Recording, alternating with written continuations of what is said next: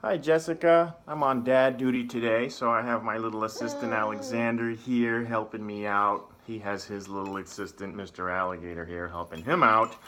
But anyways, took a look at your video. Thank you first and foremost for being the brave soul to start us off on the process here. But I'll go quick before my assistant loses his patience.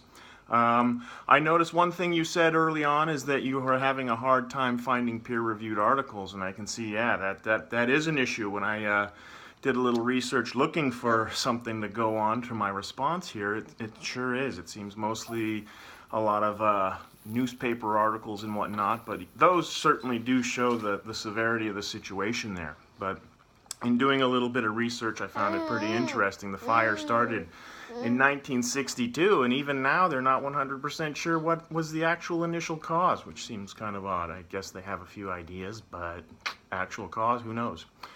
I noticed also that it seems to me probably the resettlement issue is by far the most difficult in terms of conflict and people having a hard time moving on. And over 1,100 residents live there, most of which, almost all of which, were actually resettled. One thing that may help you in your future research here is, the type of resettlement they actually did.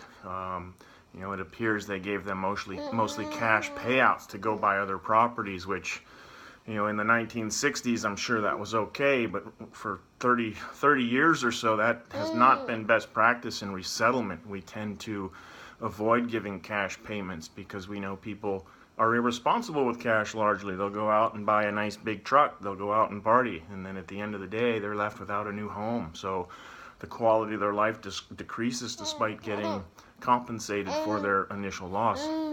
And I'm thinking maybe that may be the best way forward for you in looking into that resettlement process and looking to see if other livelihood restoration measures were implemented.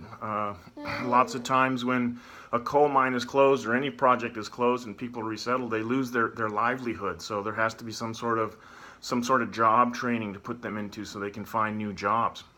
Maybe even the same job, but they now live too far away to do that job, so they need to find other work. So I was kind of wondering if any livelihood restoration was provided. I didn't see anything in the articles I reviewed on the project. But anyways, that's about it. Good luck on your final paper, although it's Saturday, so I'm sure you're mostly done. But thanks for being the first to post your video. Bye-bye.